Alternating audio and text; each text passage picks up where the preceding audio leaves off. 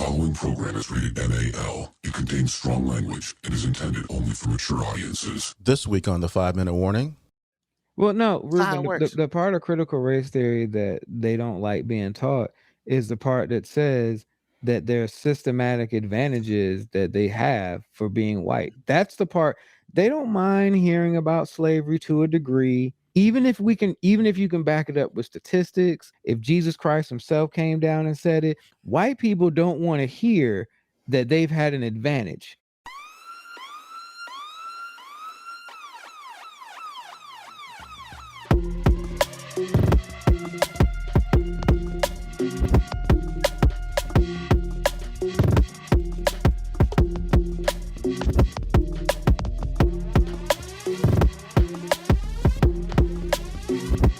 The show that gives you everything and nothing at all. That's everywhere you don't want to be. It's Ruben, MoeB, and on the ones and twos, AG.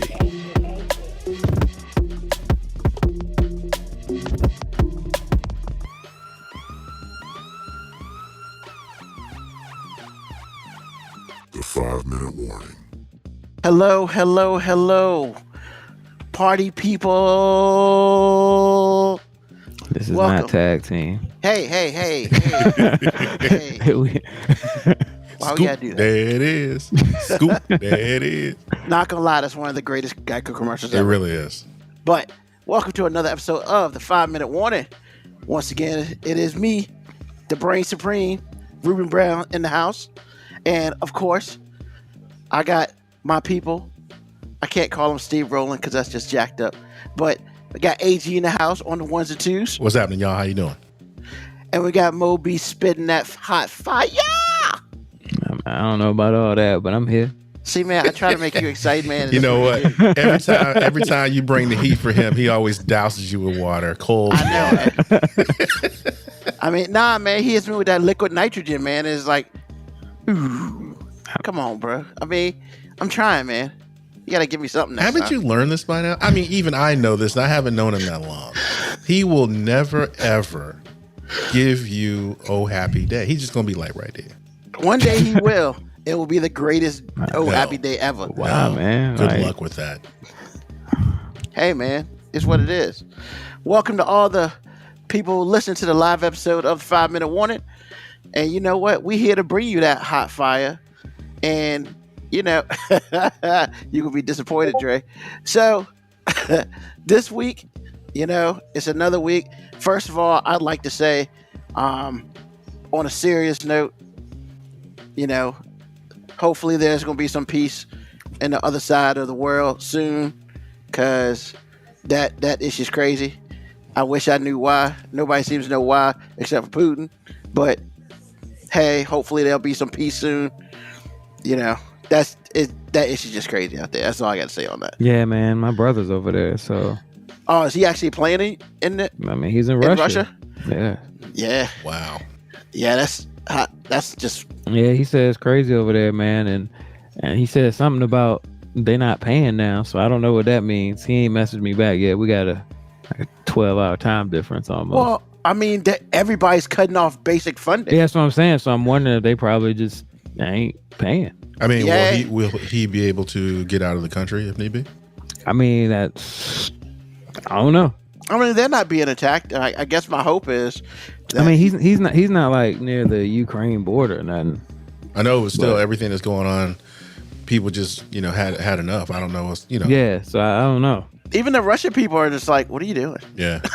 I mean, So- because Lauren was telling me this has a lot of history, and in addition, I had no idea that Ukraine was so rich in Oil. unsustainable fuels and Yeah. ore. So there's a reason. Trust me, there's a reason.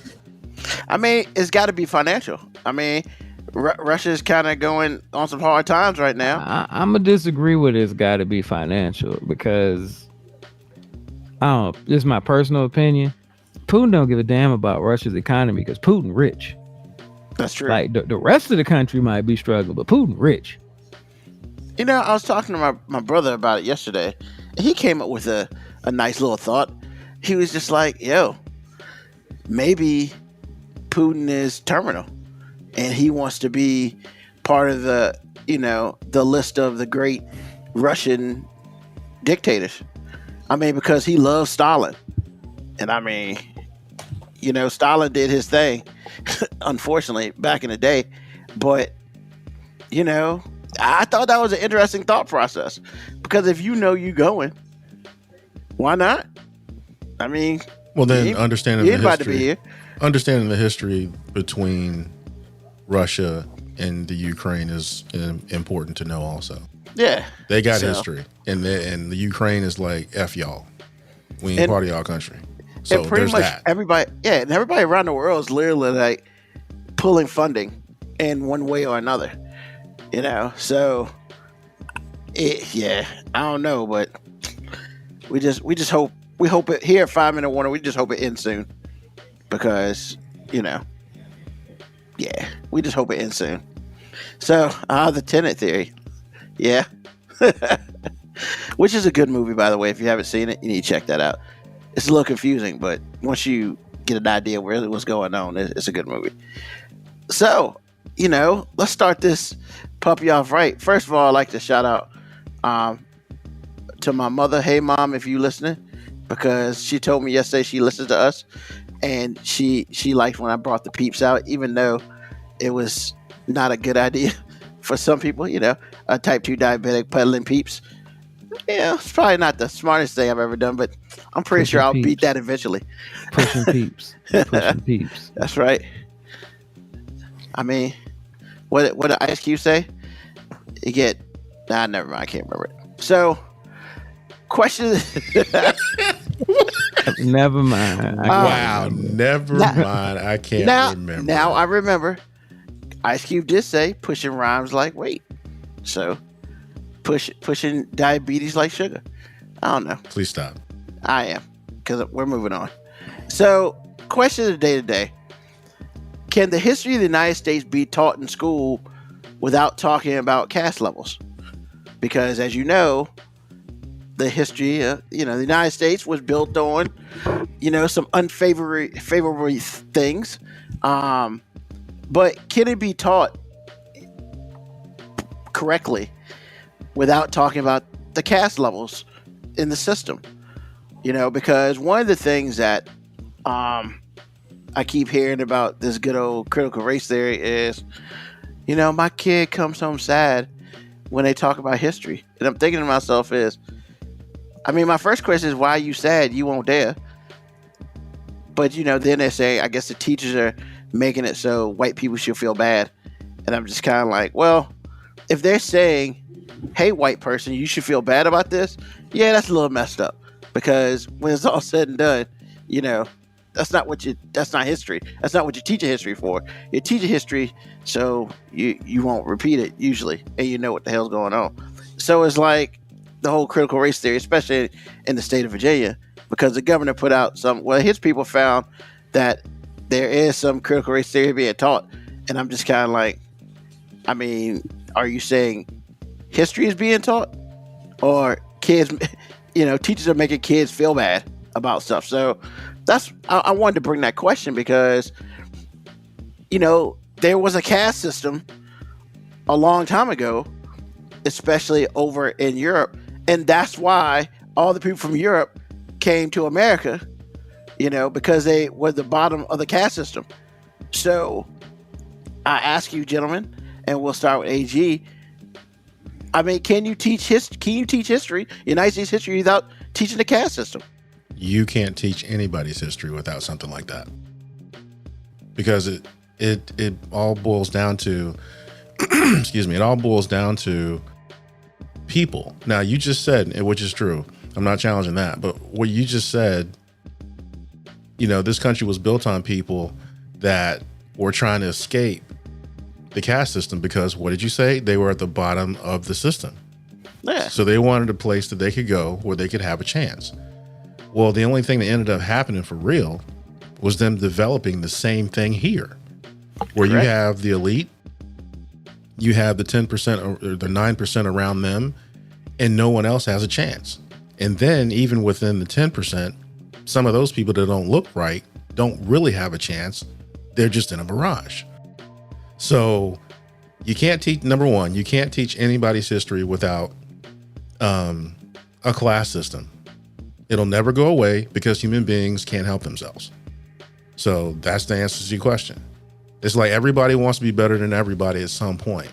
At least I'm not poor. Well, at least my credit good. Well, my man is 6'2" and diesel. Well, my man ain't cheating on me with your husband. So it's just like goes on and on and on. Everybody is better than everybody else. And it doesn't matter. The margin of victory does not matter as long as I'm better than you. Human beings cannot help themselves. So you can't teach it because it's always going to exist. Always.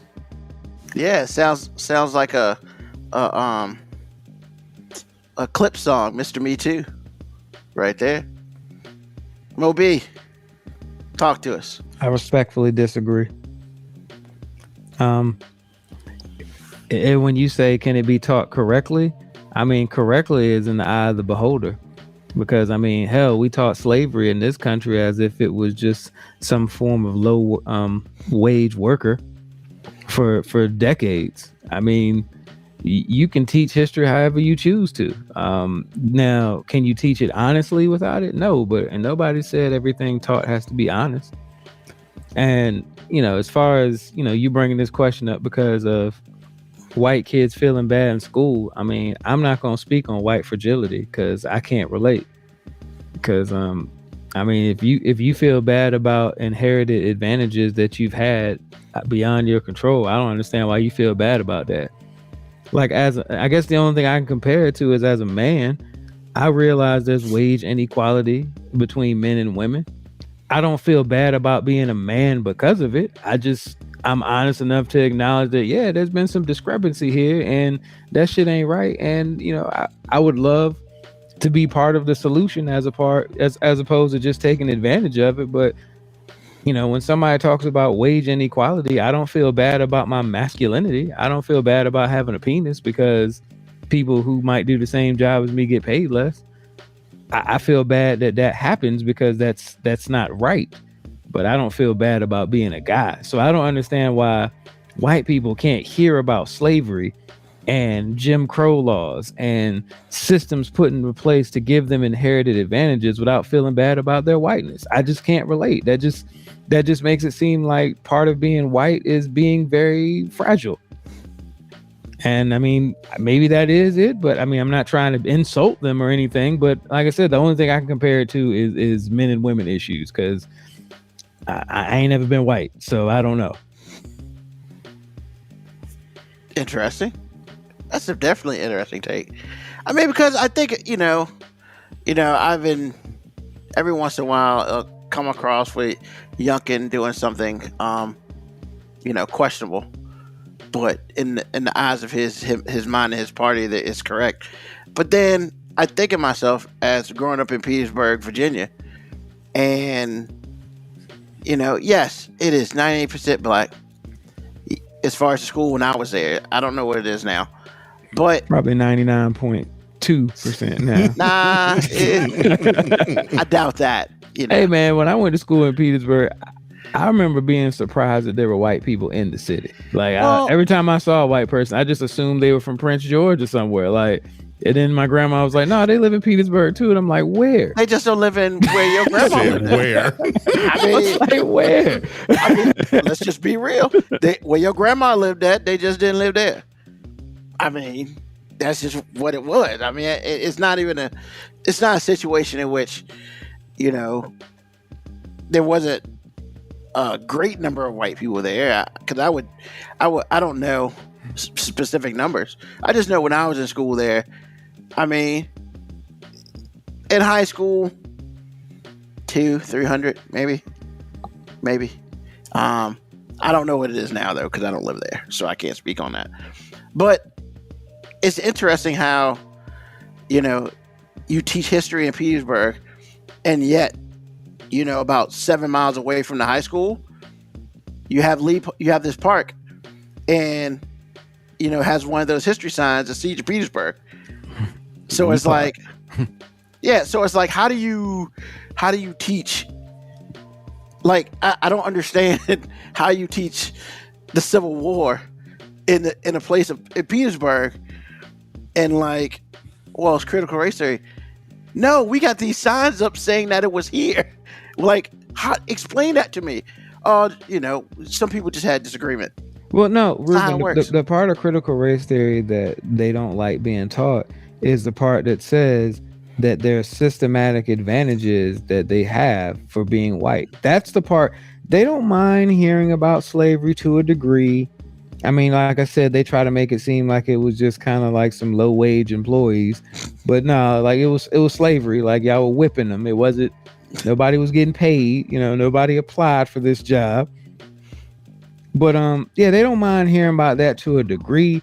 But when you start saying, hey, they're parts of our government, they're parts of our political system that literally inheritedly gives white people advantages. That's the part that they don't like hearing. Even if you can back it up with statistics, facts, numbers, if Jesus Christ himself came down and said it, it doesn't matter. White people don't want to hear that they've had an advantage. And I mean, not to get on this subject, but I guess depending on who sees Jesus Christ, tell you what color he is. But that's not something. Oh no. No. We ain't doing That's that. what I'm saying. That's what I'm saying. Because the description in the Bible that white people seem to readily agree with, like that dude ain't no white dude that they just described, or not your run-of-the-mill blonde-haired, blue-eyed white guy. So I don't know who these murals that they put on all their stained glass and all these churches were. We had blonde hair and blue eyes. Like I don't know who that guy was, because his hair didn't look like wool, like according to the text. Like I don't know. I don't think I've ever seen a blonde hair, blue eyed Jesus. Yeah. What? Not a blonde hair. Really? The only Jesus I've seen has brown hair. Bruh. I ain't never seen a blonde one. He's not wrong. Google it. Google it. Or maybe it's the light that comes down that hits it just right. Okay, yeah. So it's because I ain't never seen no blonde Jesus. And I'm not saying that it doesn't exist. I promise you. Whoa, buddy. Ruben, it's not supposed to exist. You don't have to be afraid. I mean, I'm just saying. Because you look like somebody's going to jump through the window and get you. Look at you. Exactly. I'm like, yo, man, because I've been in white churches and black churches, but I ain't never seen no blonde Jesus. It's brown hair. It's dirty blonde. I was about to say we might describe it as dirty blonde. Yeah. Or, but they always got that light hitting it just right to get the highlights out. Bro, I thought that highlights. He bleached his tips. Okay, he bleached the tips. Stop it. I just thought it was the light was coming down so you can see the high pro glow. I just want you to know that talking about something that's not true is blasphemous, my friend. I'm just saying I ain't never seen a blonde hair, blue eyed Jesus. That's all I'm saying. Actually, none of us are supposed to have seen it. But if somebody has put that out there, I just need to see it. Just so I can see that. Just Google it. They crazy. You'll see it. Just Google it. I'm gonna have to, because that's crazy. We don't need to turn this into a 3-hour show. Nah. I mean, I'm just letting you know how the shock I feel. But yeah. So, yeah. Remember when Youngkin's son illegally voted twice? Yep. Yeah. Can't forget that. Hey, he goes to school apparently in Maryland. Go figure. How will World War II be taught to the kids of German descent? Yeah, that's interesting.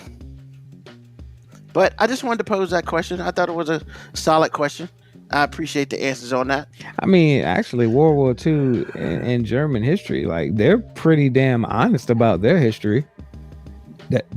I'm just saying they're really honest about their history. That's why ain't nobody in that country flying no swastikas or nothing like that. Because they like, nah, bro, that's not how we. They lost. That was the negative lost. side. We not doing that.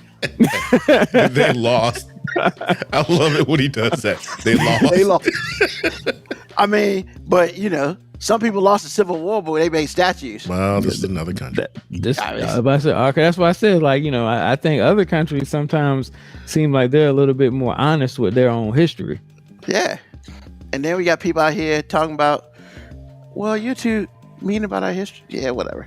Okay. I mean, look, let's be honest, man. If some, not all, if some white people had their way, American history would be taught as they came over, discovered a country, Which they of did. America.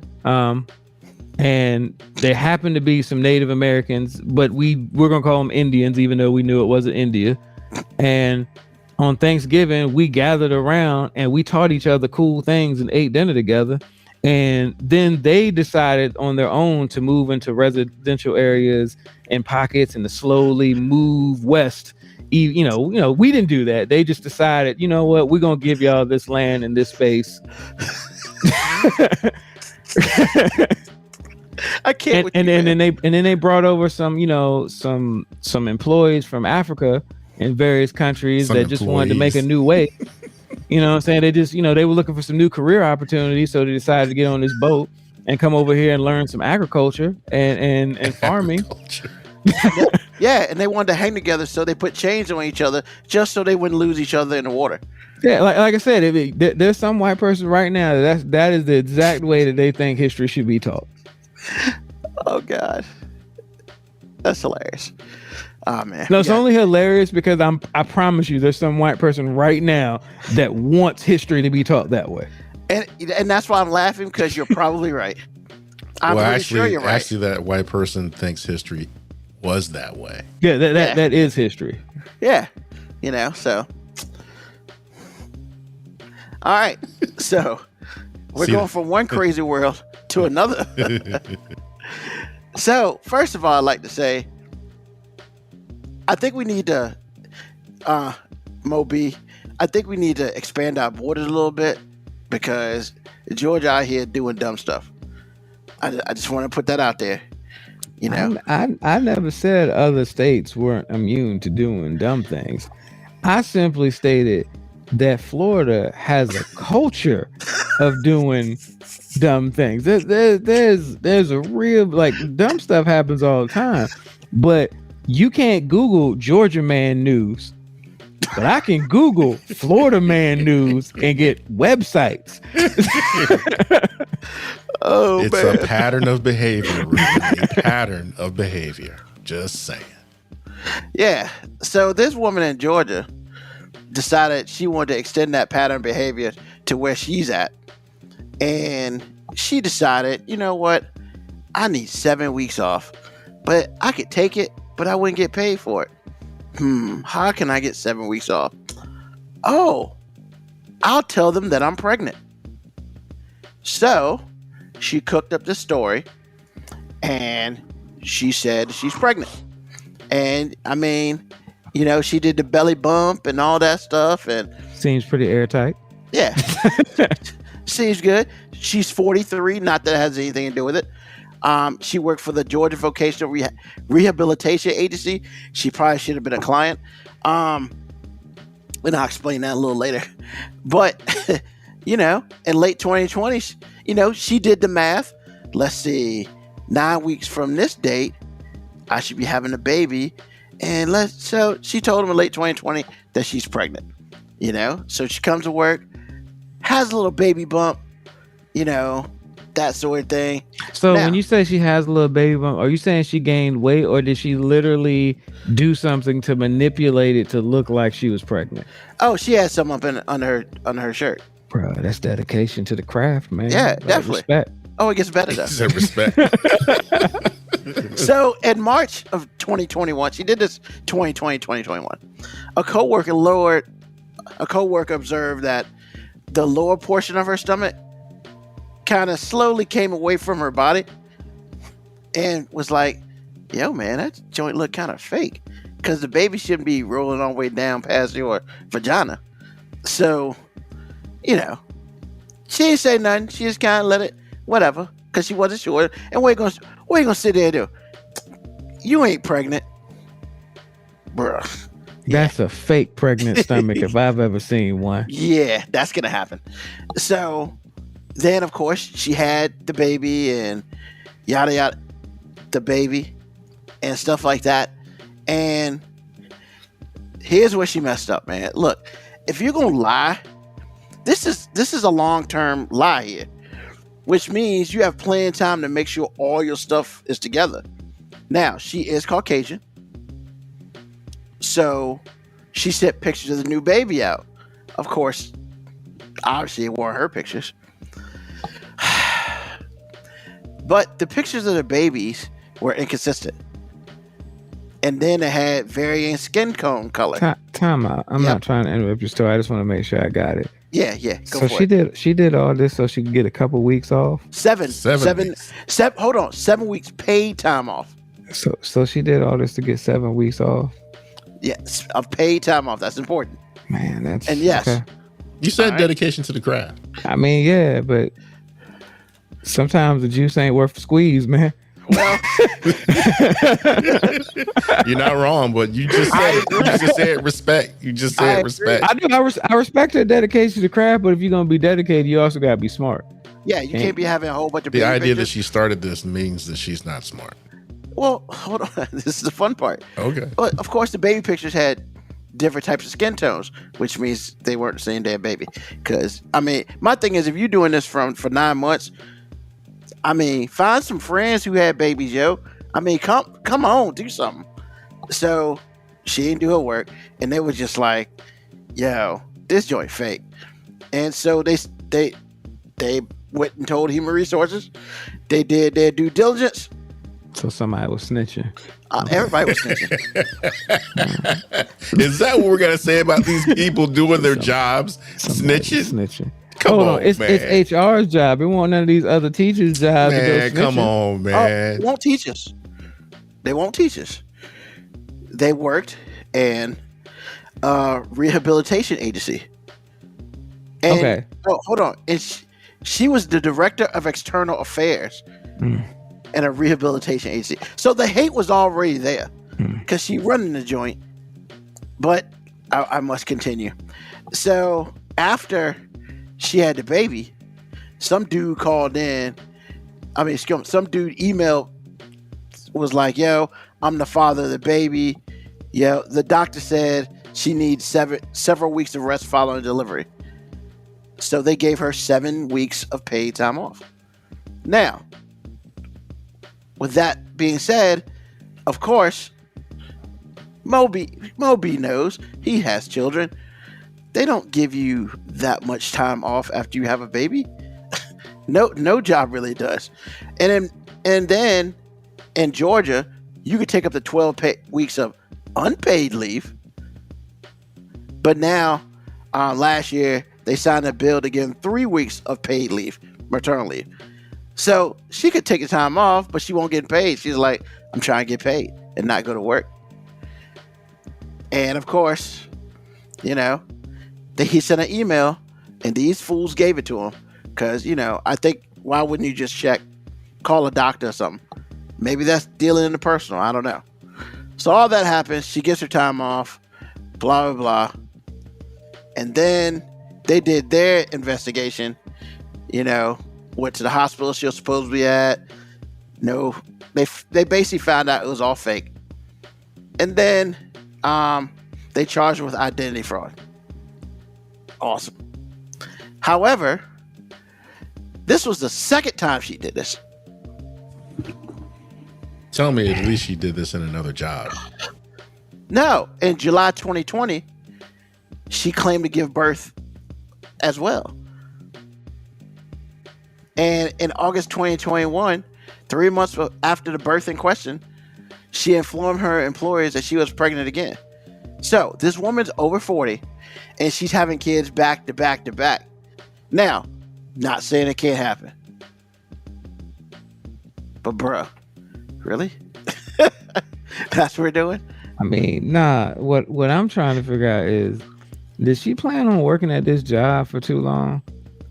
Because at some point in time, if you work at a place long enough, people that work with you are generally gonna see your kids at some point in time. Possibly. Like they're gonna see you out somewhere, or you're gonna have to have some pictures. They're gonna ask you about school. I guess her lie was solid. Or she just really don't F with nobody that work with her. Like, these people must be real distant. These are some strategic work friends where as soon as she walk out the building, she like, none of y'all exist. She must live at least 30 minutes from the job. Like, well, she's a director, so she probably doesn't have any friends. I'm just saying, of her coworkers. And then what happens when somebody is around your coworkers and they're like, "How your kids?" and your friend looking at you like, "What kids? That chick ain't got no damn kids." Like, you talking about Ray? Ray, 18 years old? What you mean kids? I mean, I don't know. So they checked with the Office of Vital Records to review the birth certificates of her kids. Of course they didn't find that because they lied. So she resigned from her position last October, and she was indicted by a grand jury February 10th of this year, so a couple weeks ago.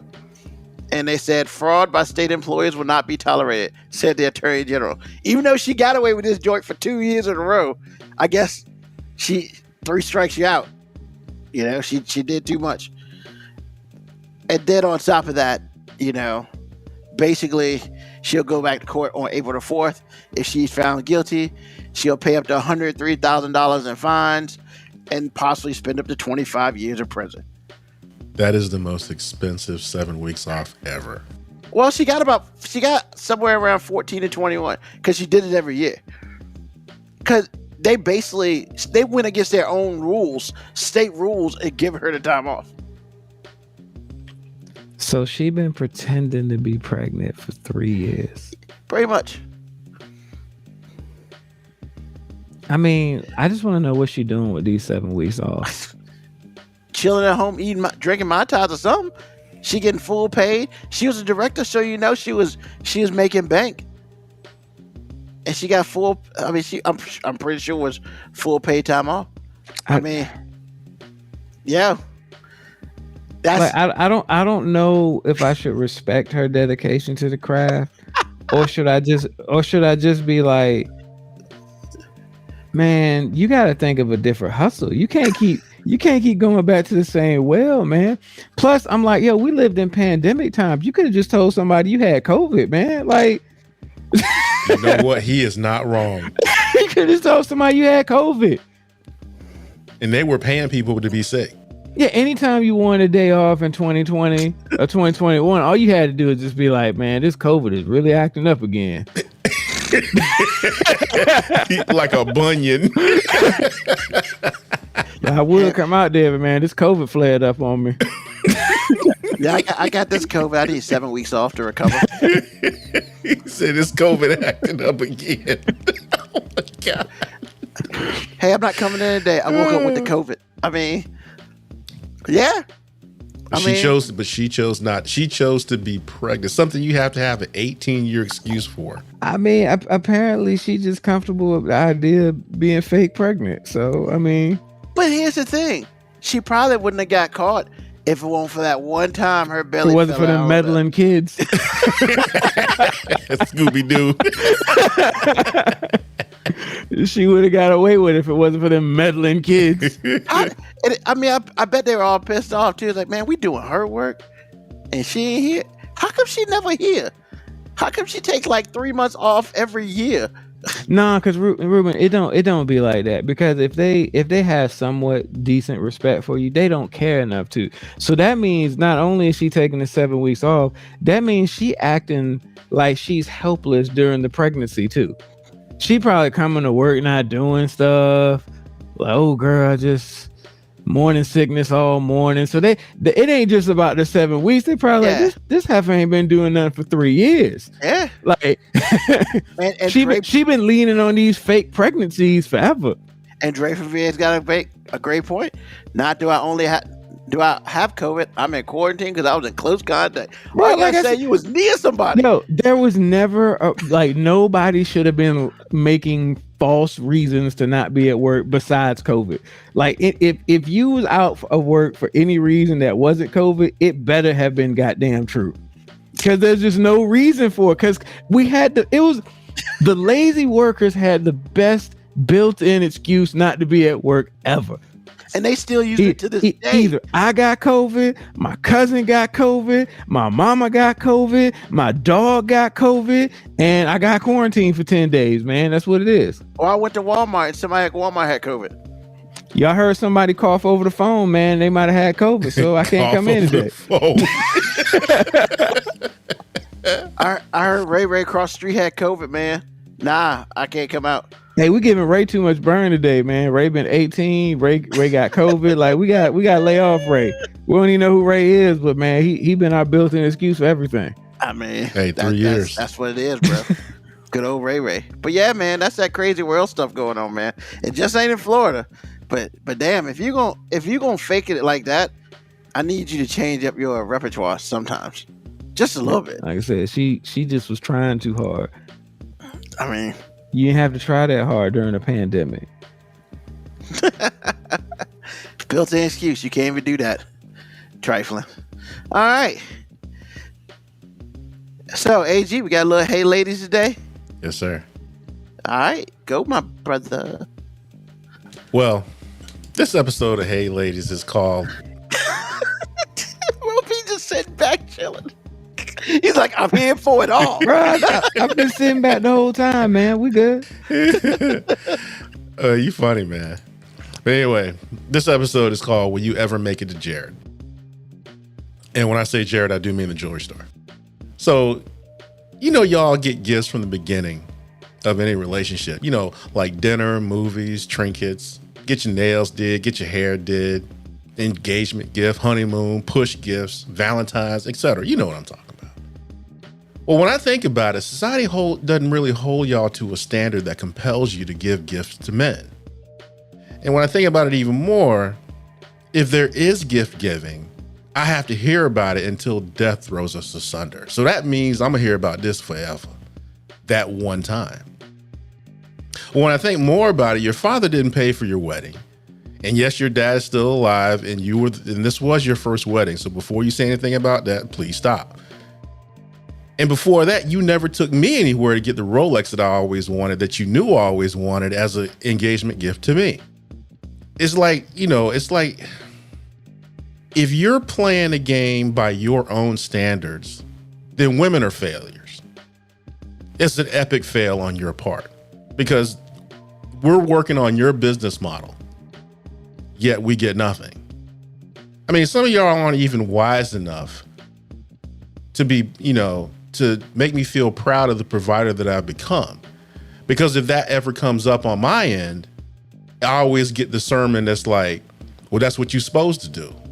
Why you gotta be so extra? Or when I put you in a position to win in your life, you and your friends talk about how trained you got me. Well, and then it's like I gotta have permission to be proud of me because I'm not getting it from you. All I get from you was really an attitude. And then you want to be the queen based off of something you did 20 years ago, but I'm the one that needs too much attention. Well, something tells me Jared gonna go out of business waiting on y'all. And that's the Hey Ladies. Jared will never go out of business. Just let you know, Jared will never go out of business. Not with those commercials they keep putting out. True. You might not be getting engagement rings, but Jared will never go out of business. I understand. But if they're waiting on women, they're going out of business. There won't be no need for jewelry stores. Just saying. Every kiss begins with K. Okay. Competitions, man. Competitions. Okay. But that's a very good point. Like, hey, I'm supposed to treat you like a queen, yet you treat me like a pauper. What kind of crap is that? That's just some foul stuff. Look, y'all are fighting a losing battle because all they gotta say is, but isn't she worth it? Whoever she is and whatever they bring to the table. Because as I've stated several times before, part of being a man is realizing that you're always behind. You're always coming from behind. I don't know what the score is. I just know I'm behind. So if I'm always behind, I'm always trying to pay my way out of this invisible debt that I have. So, I mean, it comes with gifts and dinner and doing all these things. Even though I just met this chick, I'm still already behind. I don't know why. And then, women out here in their music promoting prostitution, but they're not calling it that. They're calling it knowing their self-worth, which is funny that if you call your self-worth and you monetize it, that's literally the definition of prostitution. But hey, we can't say that because we're supposed to be courting them accordingly. You're the man. You're supposed to take her out to eat. You're supposed to pay for that. If you're gonna marry her, you have to put yourself in a financial debt. They say you're supposed to it's supposed to be 3 months' salary for the engagement ring. That's a gross, also. Yeah, gross. Not, not after taxes. Yeah. So basically, you have to say, I love this woman so much, I'm willing to put myself in 3 months' debt just at the possibility that she might marry my ass. Because that still ain't no guarantee. Just the possibility she might marry me. And you know what she has to do? Show up. Just show up. Because she's worth it. She's worth it. Is she? Look, that's what they say. And look, I'm a man. I don't get to make the rules. I just got to follow them. If I want to, have a chance at coming from behind in this invisible deficit that I don't know how I got behind in the first place. Well, there's no coming from behind because you're a loser to start with, based on what you're saying. You know what? We lost a rib. We lost a rib just for her creation, and it never stopped. Just never stopped losing after that. That's true. We gave you something. What have you given us back? Hell. Now, women, this hey ladies part probably sounds really harsh, and I don't believe the AG is talking about all the ladies, but ladies, if you're really honest with yourself, you do realize that the idea of courting is like the only time that you want to go back to olden times as a woman. Like it's the only time you want to go backwards, because everything else is an independent woman. You do your own thing. Ain't nobody gonna tell you what to do. You ain't gonna just be having babies and being in the kitchen. But if you're gonna date me, you're supposed to be doing your manly courting duties. That's the only time you want to go backwards.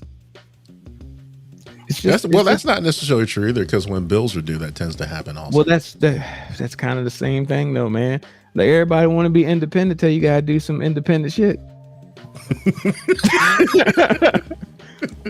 I mean, look, ladies, as a guy, the only way I can relate to that is I go back to my childhood. When I was a adolescent, I couldn't wait to be an adult. Ain't nobody gonna tell me what to do. And then I got out here in these streets and had to pay bills, and I'm like, yo, man, sure it would be nice if somebody else is taking care of this shit. You know what? I could forego some of these freedoms to not have to pay some of these bills. Like, give me a damn curfew as opposed to a mortgage. Like, I'm cool. I bring my ass home by certain time. I mean, and Keviako says it, some dudes got to figure it out. Got them ladies paying for them. They need to share their playbook. Nah, the playbook's very simple. Hey, you got to be a bad boy. You got to be broke, but you got to be quote unquote laying it down. Because if you laying it down to that point where she is buying all your stuff, that's the playbook. But man, sometimes it's just a little too much work for that. But if you broke and that's all you got, then that's the way to make a business model. This ain't talking about all the ladies. And in fact, my mom would get on me and say I'm talking about young ladies. But what it is, as a guy, the way you get that, those dudes got it figured out, because ladies love a project. Oh, yeah. You can't come to the table with your shit together, because that's not appealing. No, because deep down, it seems like so many ladies I talk to, I hear it all the time. Why can't I just find a thug that's good to me? I don't want no nice choir boy. Why can't I find some dude that's down with the streets as a thug, but he's got a sensitive, caring side when it comes to me? It makes no sense. You're out here looking for a unicorn, and then have the audacity to get mad that you end up with a jackass. Like, no, you're looking for a unicorn. It doesn't exist. I mean, and then you have the whole. I mean, hey, but if a dude does it, he's Captain Save-A-Ho. Well, yeah. But if a woman does it, it's a project. They have potential. I mean, look, music has changed too, and when I say music has changed, like in the 90s, like misogyny was like prevalent. Like, I won't out here living the whole women ain't shit but hoes and tricks though. I won't out here living that lifestyle, but that's what the music said. You know what I'm saying? There was like a badge of honor to be able to like, yeah, I got with that girl and I ain't have to pay nothing. There was like a badge of honor that now, like every song in hip hop, I'm listening to the dudes and I'm like, you sound like a trick. Hold on, player. You talking about paying for everything? Like, hold on. Like you ain't even talked to the girl before, and you talking about $20,000 to get her titties fixed, and you just so you can sleep with them. Like, yo, what part of the game is that? Girl, baby, man. I mean, that's what it is. I mean, look, man, it's like, look, tricking. Like, I don't know what's worse. Like, look, I'm not saying the misogyny that existed in the 90s and early 2000s is cool. I'm just saying it gets real confusing like 20 years later when everything is basically about me paying for vagina.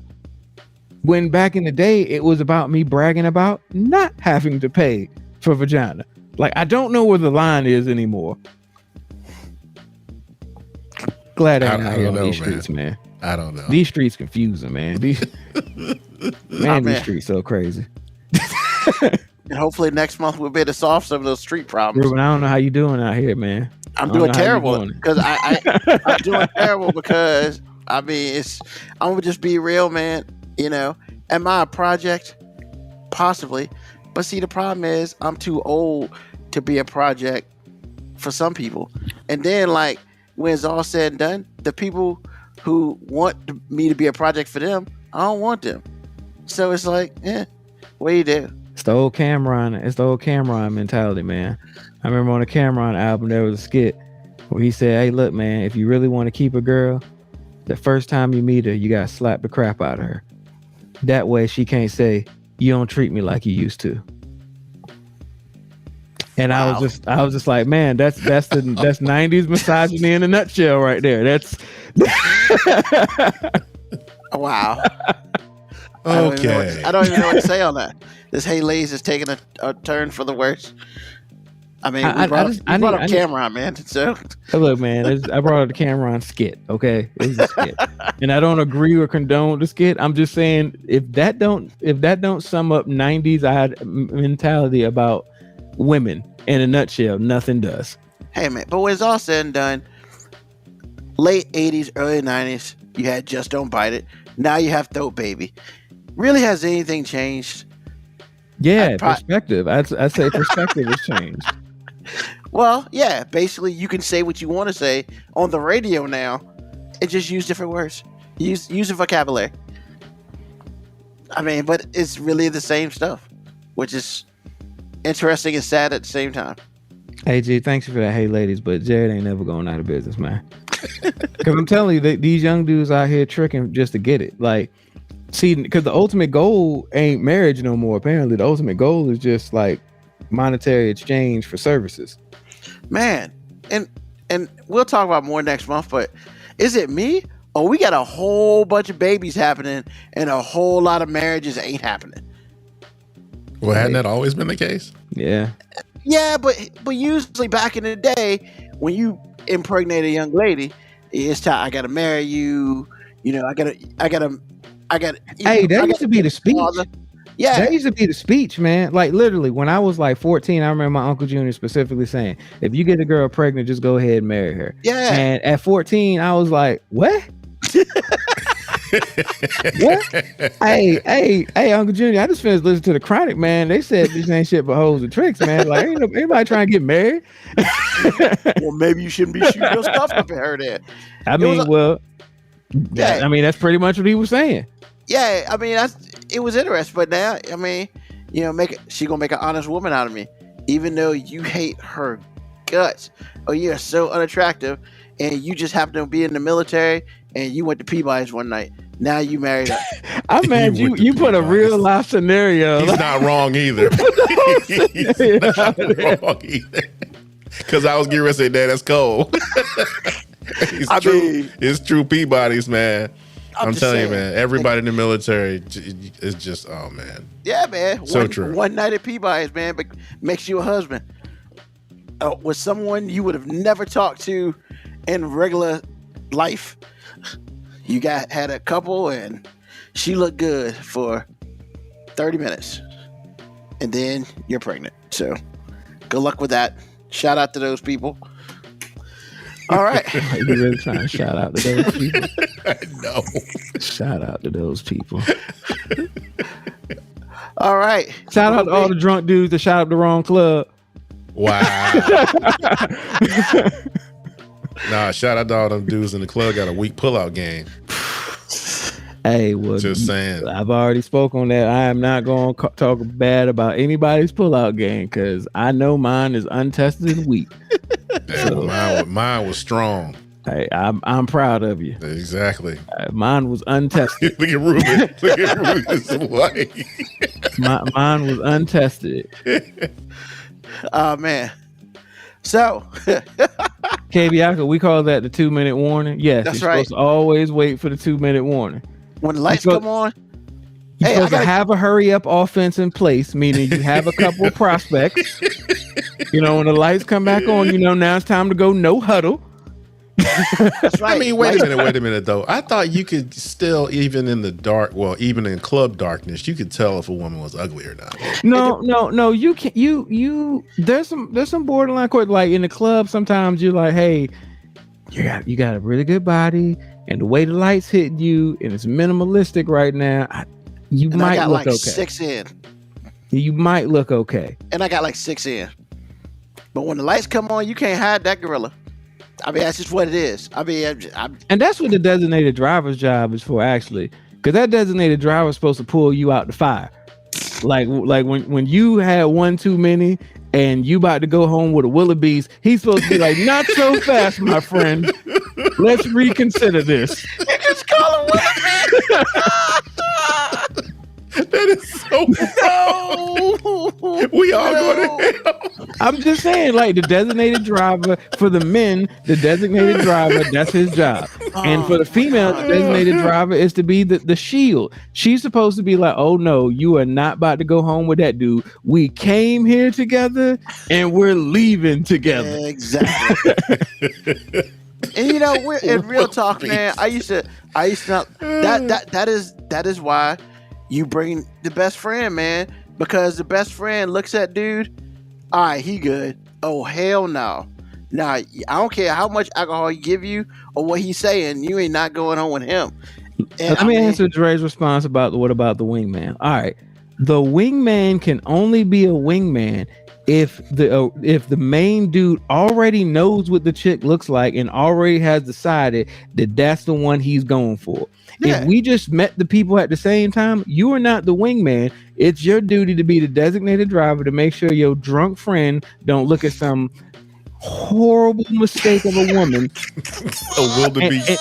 and drink himself into thinking that he's about to have the time of his life. Because any guy can drink his way into believing that. I don't care who you are. I don't care how much you say you only F with bad chicks, whatever. You had about 10 shots. A lot of chicks who ain't bad chicks start to look like bad chicks. Yep.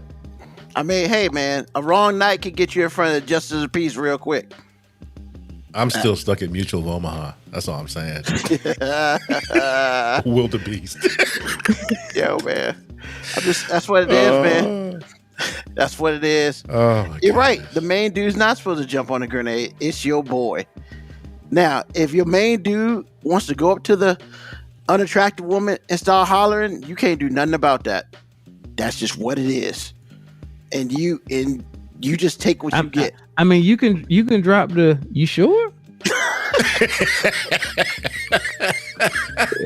like you sure? Sure. But back to the point. When the lights come on, and you see that's not what you want. Hey, I'm gonna go get a beer real quick, and I'll be right back. And as you going that way, you going right out the door. Man, whatever, man. Hey, man, that's your last chance. But that's yeah. What they made a movie about that, man. A designated fat friend. Was that good? I always meant to see that. Was that good? The minivan. The minivan. That's so wrong. That's so jacked up. Yo, cause women are mean people, man. Women are mean people, especially between the ages of 10 and 30. They mean people, man. And that meanness is sanctioned. Yeah. Yeah. I mean, there's a reason why Mean Girls, like, some people it affected the wrong way, because some people some girls live through stuff like that, because that shit's legit. Woo! All right. Hey, ladies, always taking us where we don't want to go, but we end up going there anyway. All right. Well, no, see what it is. AG gets to say his "Hey, ladies," and then he just gets to bow out. It's brilliant because he gets to say it, and he gets to bow out, like, and then I can say all the stuff that's like really unpopular, but I can scapegoat him because he brought it up, not me. I mean, you as translator. But I mean, look, at the end of the day, I'm still the one that's going to be the sexist, and I'm all right with that.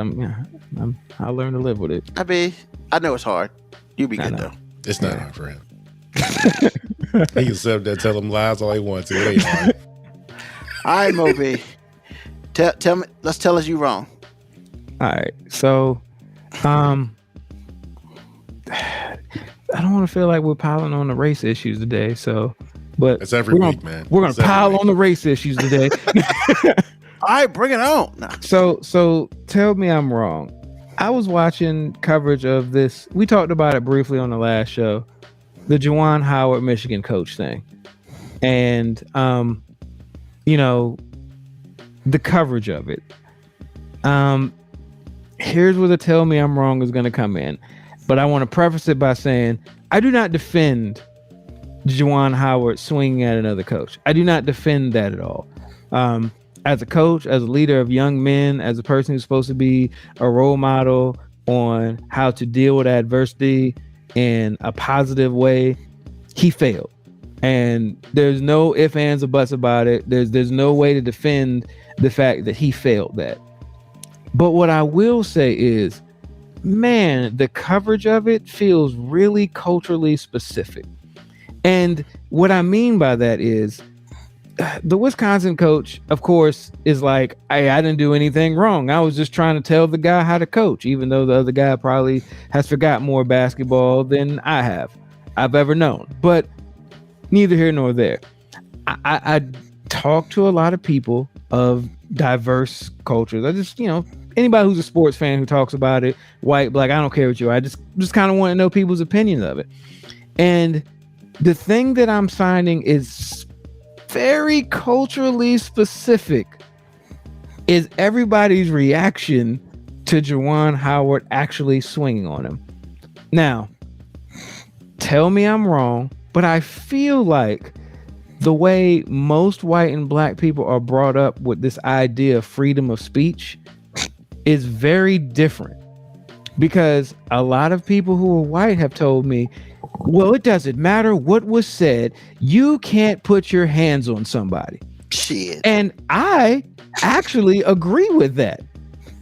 I just don't agree with the idea that you can say whatever the hell you want and not feel like somebody might put their hands on you. Because the way most people around me were brought up is like, yeah, violence is not supposed to be your first recourse of action. But there are ways to avoid violence. There's some shit you just can't say. Because when you say it, you're basically saying, hey, if you want to fight, here's the time to do it. And I'm finding that it seems like there are two Americas when it comes to this freedom of speech thing. Is one side that thinks freedom of speech, freedom of consequence. And there's another side that says freedom of speech, you got to live with the consequence. Because all I could see in that Juwan Howard thing was the assistant coach said something. And if the head coach, who had already touched Juwan Howard, who had already gotten his face, who had already kind of pushed him, if he didn't warrant that reaction, what the hell did that assistant coach say to make Juwan Howard immediately swing? Now, once again, I prefaced it by saying, don't defend his actions. But I also don't defend this idea that you can say whatever you want to another grown-ass man and feel safe that he might not try to whoop your ass. Please tell me I'm wrong. I can't. Okay, you do this every week. It's no fun anymore. It's like Well, you okay, want me. don't tell I me- agree wholeheartedly. Don't tell me I'm wrong with the cultural thing. Tell me I'm with your own opinion. Tell me I'm wrong where that seems like that's a really culturally divided thing. Yeah, because we talked about this before, and I talked about this with my wife. My initial thought was, please don't fire him, because the first mistake that he made, as far as I was concerned, was something that happened when they first hired him. And he talking about, I forgot the context, but he was talking about, well, I'm from the South Side of Chicago. And anybody familiar with the South Side of Chicago already knows what that means. So you've already set the tone. So what happened the other day, to me, is no surprise, whether it's taken out of context or not. He already let you know what time it was. So from that standpoint, I agree with you, because he a grown man, 6'9", and you walking up to him, basically talking to him out his name, as far as I was concerned. And then you have that chirping, assistant coach talking, and then you got your hands on somebody.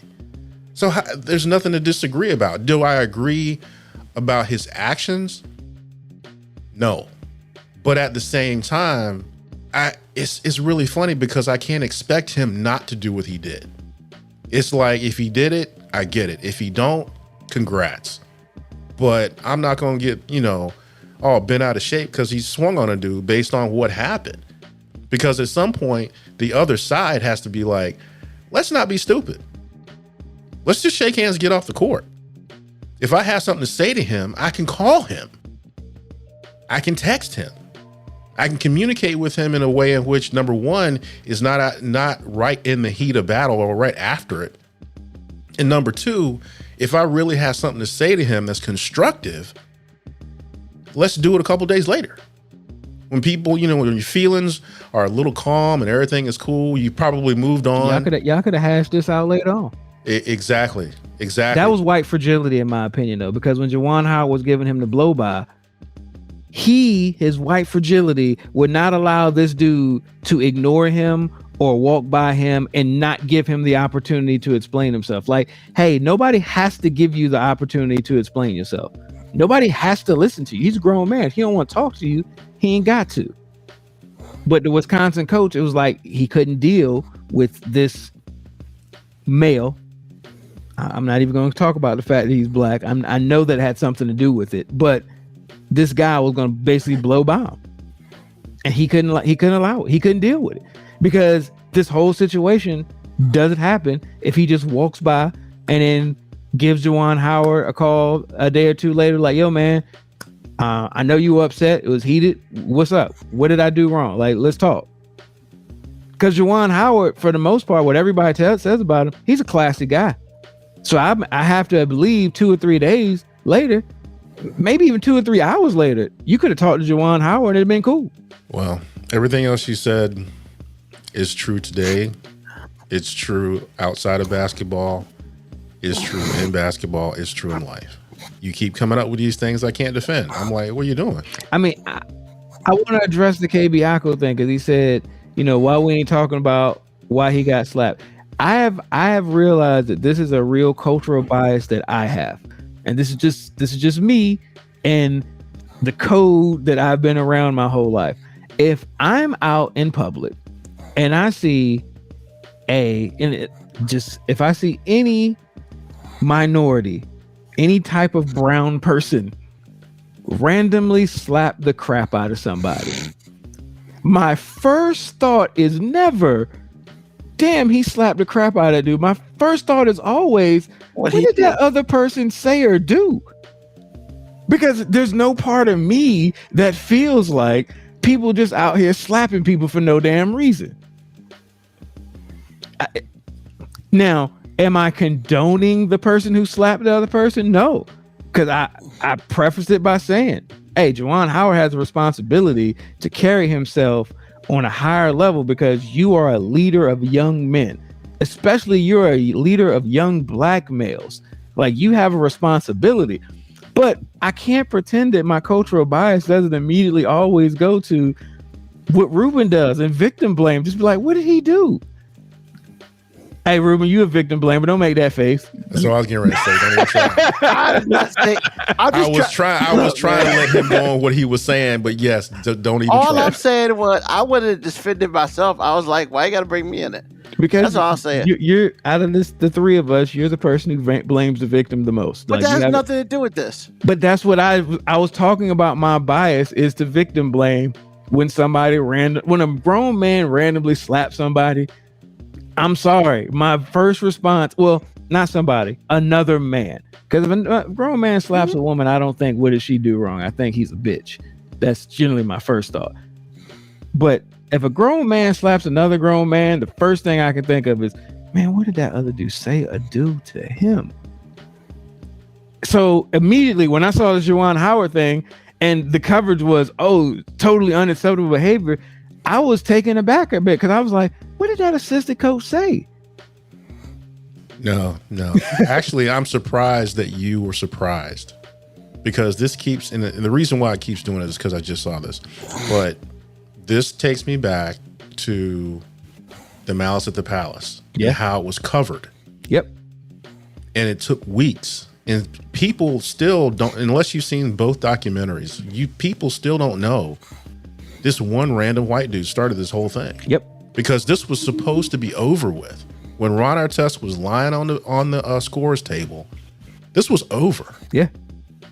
So, and that's not really the point. I kind of digress. My point is, when black people are involved with violence, it is reported a certain way. And it always leads with, and see, this is the hard part for me, the thing that bugs me the most, is they're not wrong. Yeah. I can't defend Juwan Howard at all. Exactly. That's exactly what I live with. You know, I can't defend it. But it happened, and I'm with MoeB. Because, like he said, and the quote is so true, people ain't out in these streets just swinging on each other. They're not. Most of the time, we're not trying to talk to nobody. We're not trying to have a confrontation. I mean, we're just not. And so for him, in front of 20,000 people, mostly white, to swing on another coach in that environment, this is not a closed practice. Everybody's watching. This is on TV. And he took a swing at a dude, and I'm like, what, like MoeB said, what did this dude say? That looked like somebody that just got called a jigaboo and just snapped. Yeah. That's what that, some racial epithet came out of some little white man's mouth. And Juwan Howard let that South Side come out. And he didn't let it come out. He just snapped. Because number one, he was a little irritated already based on what happened in the game. And like I said, jumping on a dude that's already emotional with some bullshit will get your ass kicked sometimes. That's just in general. Okay. So now you throw race into it, which based on what I saw, it looked like it could be. I can't defend it. It's still wrong. But what did he say?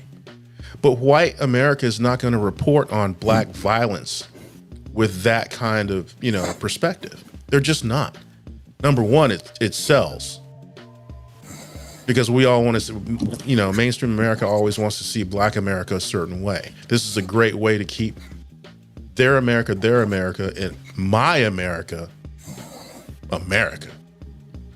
There's a difference. Hear what I said. So the bothersome thing to me is the fact that my first reaction was, please don't fire him. Why is that bad? Because I can't defend his actions. I understand his actions, with the presumption of what I think happened, but I can't defend it because there's no way in no universe that, like MoeB said, he's a coach. He's a leader of men. And he's shown these guys a horrible example, lacking self-control. But when black people do it, it's like, fuck. Because I can't defend that. Yeah, because you was like, please don't fire me. I was like, damn, they got another one. I was like, they got another one. He took the bait. He's just resigned, and I'm just begging. He took the bait. Exactly. Exactly. I couldn't agree more. So, like I said, man, I can't tell you you're wrong because everything you said is right. If Juwan Howard was a white coach that did that, the coverage would have been, competitive spirits, tempers flare. He let the emotions get the best of him. Exactly. Everybody involved would have been suspended, and 2 weeks later, we wouldn't have been talking about it no more. Everything would have sounded like how they reported how a great percentage of the country reported January 6th. Or how the media reported Bobby Knight when he was out there choking kids. Yeah, he was choking white kids, so. That's what I'm saying. So I remember that. He out here choking kids in practice, and we're going, that's just tough love. Exactly. Let a black coach throw a chair on the court. Let that happen. It's two different, like MoeB said, man. I think we're talking about something else before this, but it's just like there are two different types of America. One is our America, and then there's America. Yeah. I said that before, and I told you to listen to what I was saying, and I'm gonna say it again. There's brown, black America, and then there's America. And if you don't comply, then you're not part of this country. Kneeling and wearing masks and shit. Fuck you, you're not part of this country. This is America. So that's important no matter what we talk about. So there's that. Everything, again, man, you're going to have to come up with something that's fair. You're cheating. I was just saying to tell me I'm wrong on the cultural thing, man, because I just feel like white people are taught freedom of speech differently than we are, man. Yeah, because their freedom of speech is actually the spirit of the law. And it is the law. But the thing we're talking about is actually they're the only people that have a part in that. But I kind of disagree because the spirit of the law says freedom of speech, but you can't yell out fire in a movie theater because you can see the inherent risk that poses on other people. I would argue that as any adult male, you got to know there's some shit you can't say to another male without putting yourself in inherent risk. Well, I'll argue that in this country, if you are a white male, I can move the target. And if somebody that's brown, black, or with breast and vagina tries to challenge me, I can dismiss you. So it is the spirit of the law, especially when I can move the target. It's that simple. Touche. I'll say this. I feel like, I agree. I think, because I was like, ooh, what did I do say? Because here's the thing. If he didn't say anything, if he didn't put his hands on the coach for real, then clearly he said something out of character or something he probably shouldn't have said, such as, get your ghetto kids out of here.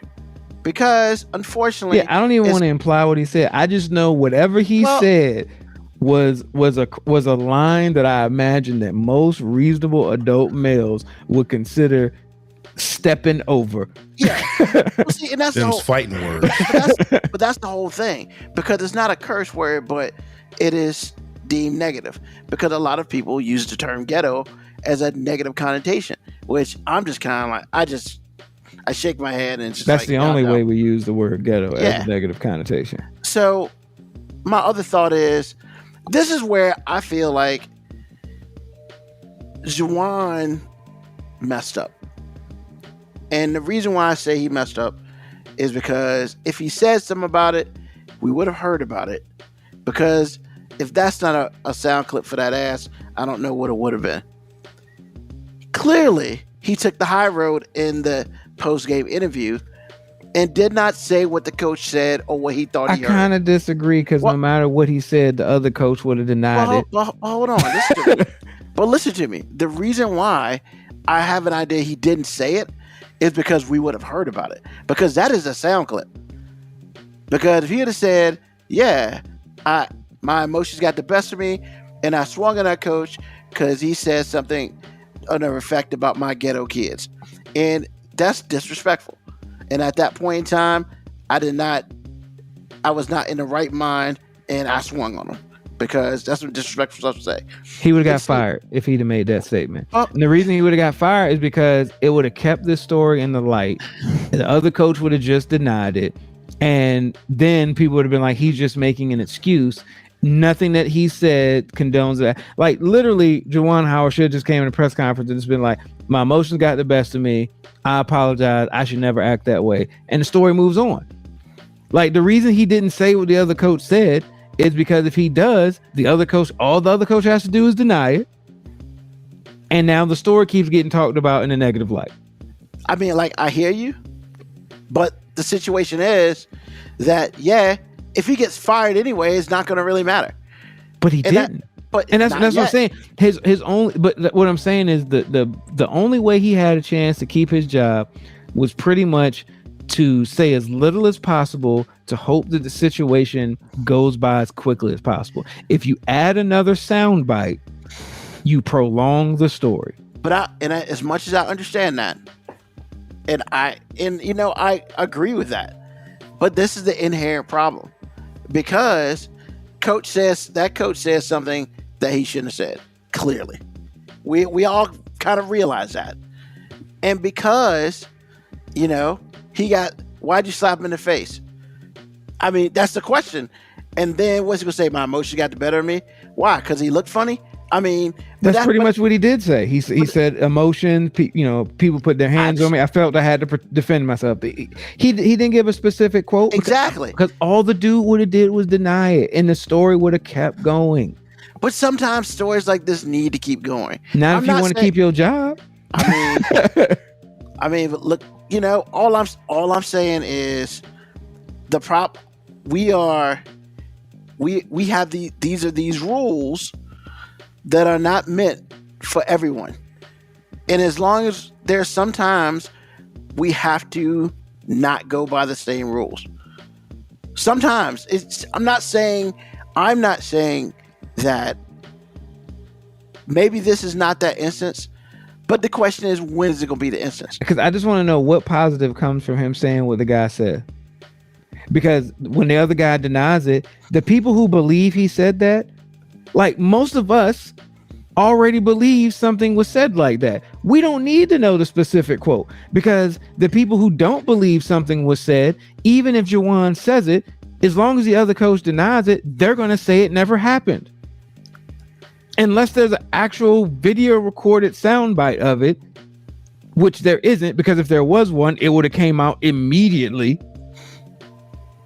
So there's no point in saying it. You're not going to convince half of America that this cooning ass dude didn't just go off his rocker. But that's the story that they want to tell. That Juwan Howard is just a bad black guy who got emotional and swung on a coach because he doesn't understand how freedom of speech works.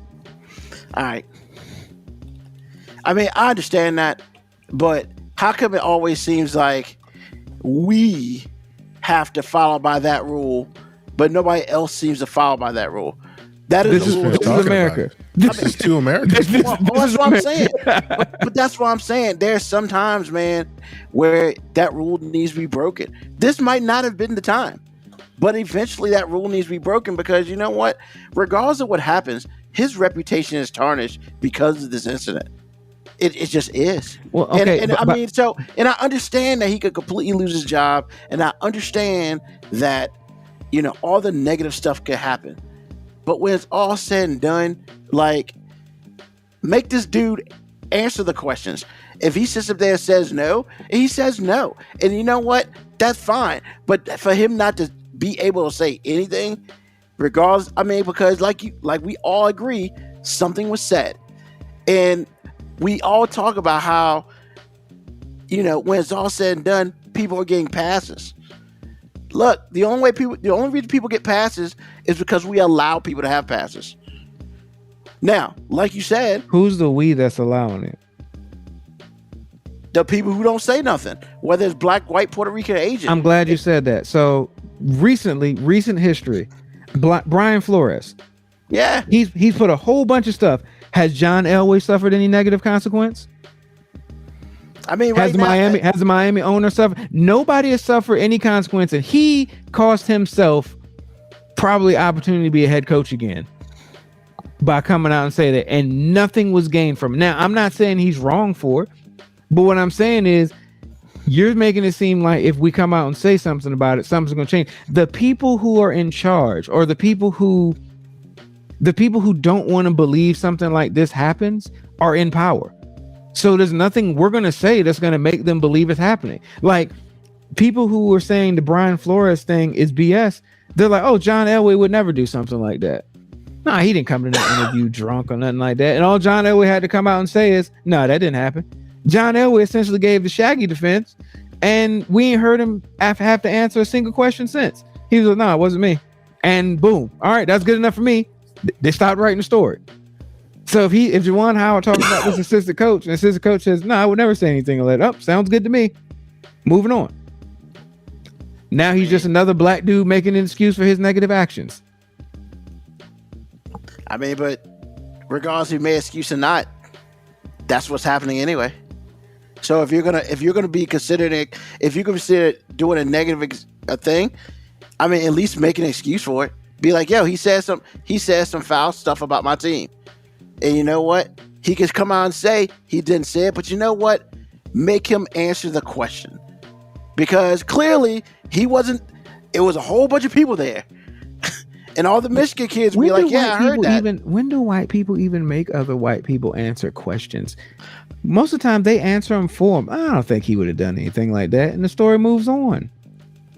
One reporter might have asked a question about it and the story would have been over. Maybe I'm looking at it wrong. I mean, we'll never know. I mean, that's all I'm saying. It's like we sit here and we talk about how everything is unfair. It'll forever be unfair. I never use the word fair because I think fair is a white people word. I mean, whatever. But I mean, but here's the thing, you know, when we're going to advocate for ourselves? And there's sometimes you got to advocate. Like Brian Flores, he got fired. So when it's all said and done, he already knew he ain't going to never be a head coach again in the NFL. He went into this knowing this. He said it. And I mean, when you do something like this, you know that you may never coach in the NFL again. Like ever do it. Not even doing line work. You might never do it, you know? And he knew that going into this. Now, will anything ever come of this? I don't know. And I'm not going to sit here and say that it will or it won't. You know, I won't there for none of it. So it is what it is. But when it's all said and done, you know, what if it comes out that this Miami owner did say that shit? Like, there's only one other person who can, you know, who can say it. You know, and that's the whole thing. All I'm saying is that we sit here and we talk about how things should be different. How do we make them different and that sort of thing. But eventually when it's all said and done, if we never advocate for ourselves, we will never make an attempt to make anything different. And what? I'm not saying that was the right move for Juwan Howard. It may not be for him. But eventually it's going to be the right move for somebody. I just want to close out on a question for you. It's just a question because you don't even need to respond. It's just a question. If we can acknowledge that there is a problem, why is it the victim's responsibility to fix the problem?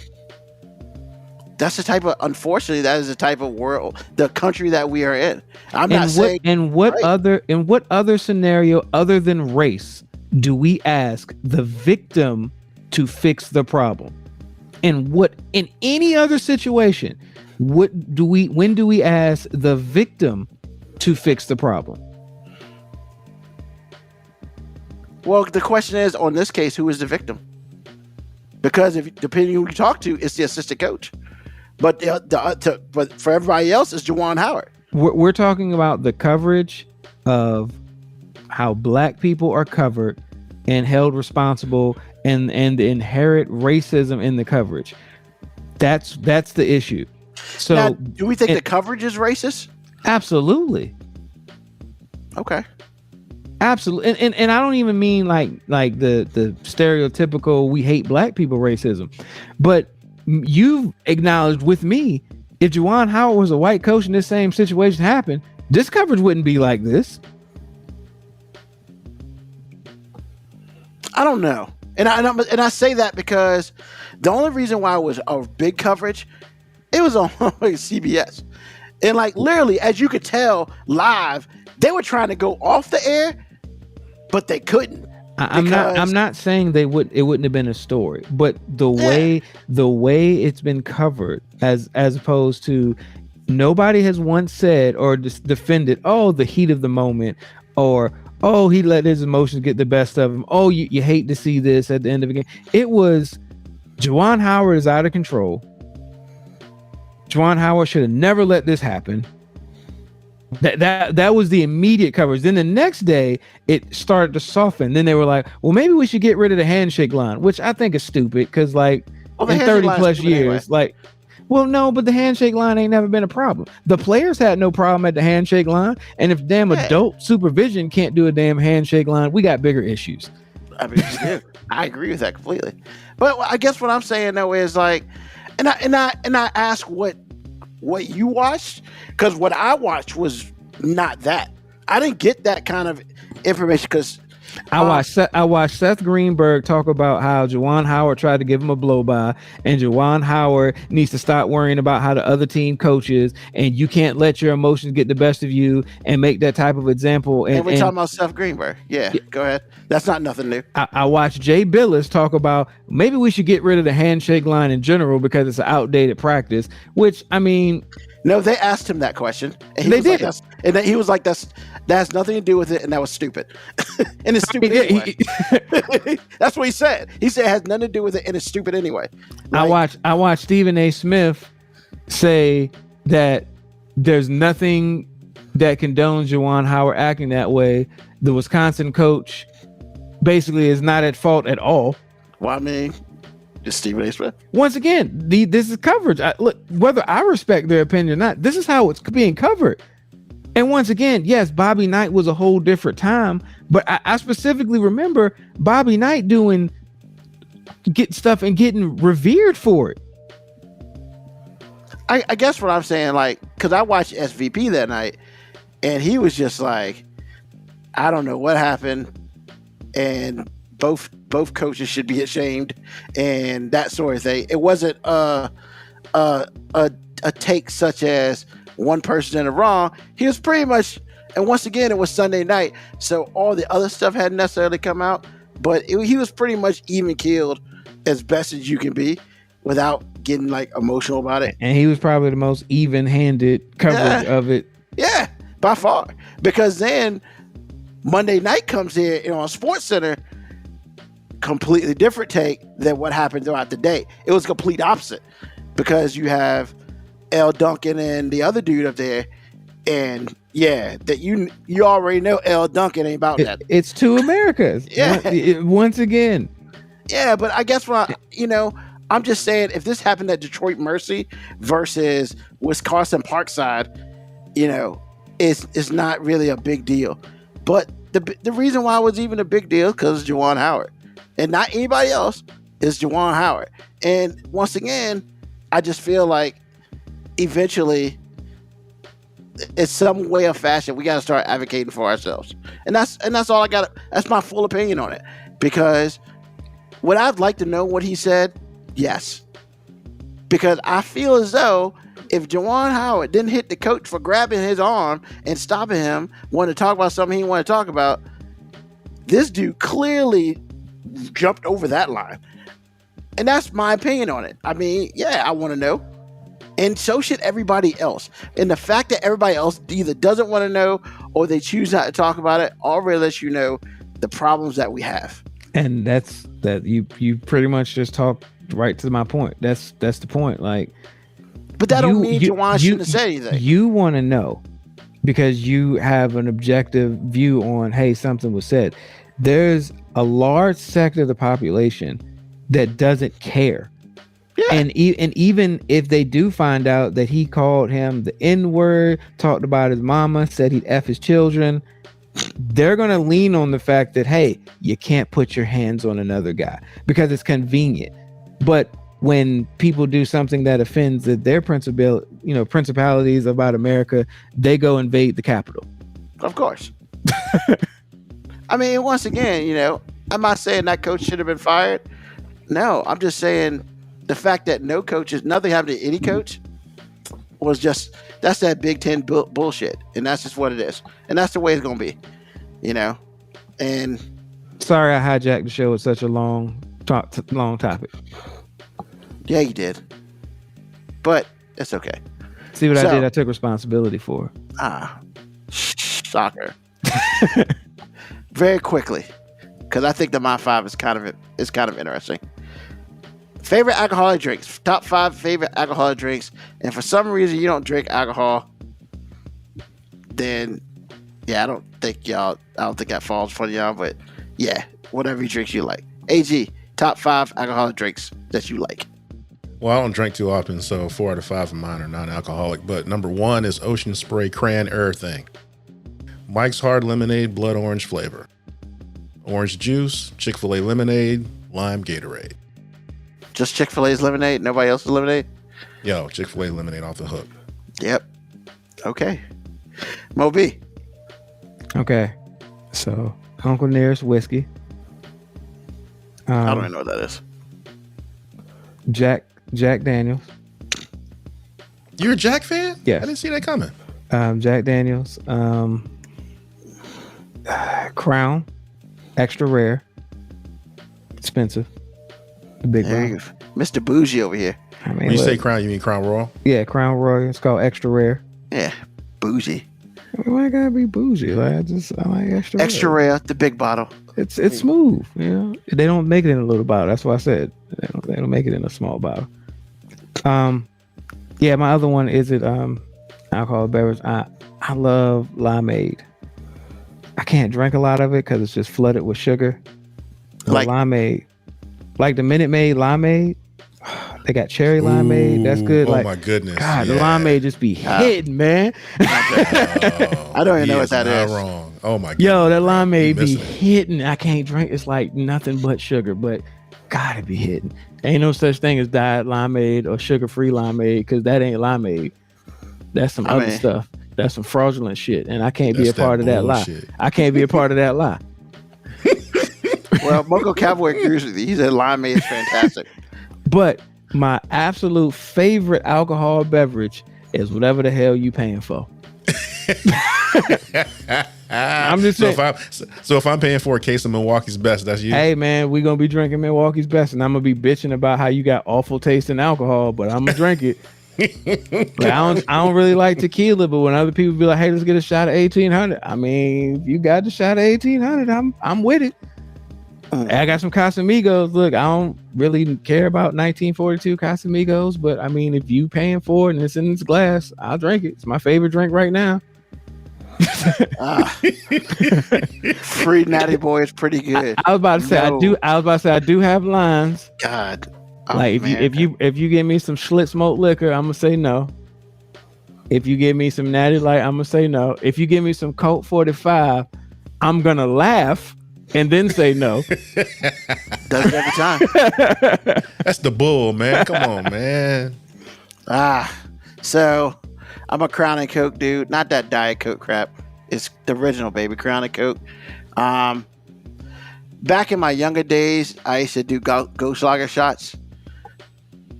I mean, I don't know if I could do that anymore, but back in the day. I remember the days of Goldschlager. Yeah. Waking up with the upset stomach. Pissing out gold flakes. I'll say, I'm not a big shot guy, but every once in a while I can drink a shot. What's the best mixer? Coke or Sprite, man. Anything else is a waste of time. Disagree. If you're drinking a nice dark liquor, go with ginger ale. It really mellows it out, gives it a smooth taste, and ginger really eliminates any aftertaste. Crown and ginger ale, awesome. Jack and ginger ale, awesome. MoeB and Bougie, awesome. What else? I'm a Corona guy. I'm a Yingling guy. Is that how you pronounce it? Is that Yingling, right? yes. Yingling? Okay. Yes. It's not out of the country. It's made in Philly. I mean, not Philly, in Pennsylvania. And Fireball, man. I can take a Fireball shot. God, I have had a Fireball. And Yeah, I don't like tequila. I don't think my kids were born the last time I had a Fireball. Like, Tequila makes me mad. I don't like tequila. I change. I don't drink that stuff. tequila is the devil's blood. That's why. Yeah, I actually literally get unhappy. No, AG, I have a simple explanation for why I call it the devil's blood. Because maybe you've heard different stories, but I have never heard anyone say, "Hey, we were drinking some tequila, and then something awesome happened." Yeah, nothing else. It's Well, always we were drinking tequila, and then the landslide of bad shit started happening. Exactly. He's not wrong. And actually, I want to ask y'all a question. Is the worm really bad to swallow? I don't drink that. What's wrong with you? I wouldn't know. I wouldn't know. Okay. I mean, that's that WPS, man. What's WPS? White people shit. Yeah. Oh. I don't drink that. You crazy. However, honorable mention, KB Acko, Ghost Lager. Not Ghost Lager, Jaeger. Jaeger. I will Jaeger bomb all day and wake up feeling really good the next day. Cough syrup flavored alcohol, aka Jaeger. Is a He's a Man. flavor. I'm just saying, if you ever had Jaeger, it's like Jägermeister. y'all just threw a little extra sugar and some cough syrup. That's all y'all did. Yo, bro, that's the only time I drink Red Bull. I can't stand Red Bull, but in a Jaeger bomb all day. That sounds like a heart attack. I mean, it's interesting. I bet it is. I mean, I've had like you be drunk and can't go to sleep. I've had Terrible like combination. I don't have sounds Give miserable. I don't you have wings. problems going to sleep. Give you wings. They give you And you, wings. and you fly like this. But nah. Yeah, I'm a Jaeger bomb guy. I like Jaeger bombs. I'm a fan. All right. So, AG, what's on your mind, man? These people live in foreign countries out here in these streets thinking America is the only place you can find a good glass of racism. I'm gonna say it right now, that's some old bullshit right there. Okay, I'm gonna just use Puerto Rico for an example. Now, You coulda most of used us, Florida. I could have, but I ain't want to do that. But most of us, our experience with Puerto Rican people are, the color of their skin is beige. So we assume that is the color. Well, I had to learn this the hard way. I dated a Puerto Rican woman when I was in high school, and she let me know this is all shades. So I had that knowledge. I said, I didn't realize that. So, okay, fast forward 30 years. I'm listening to NPR. That's my show code switch or whatever it is. So I'm listening to episode after episode, and they start to insert, brown people. And so I'm getting life from their perspective about the same thing. But what started to creep into these shows was the fact that these people are as racist as we are.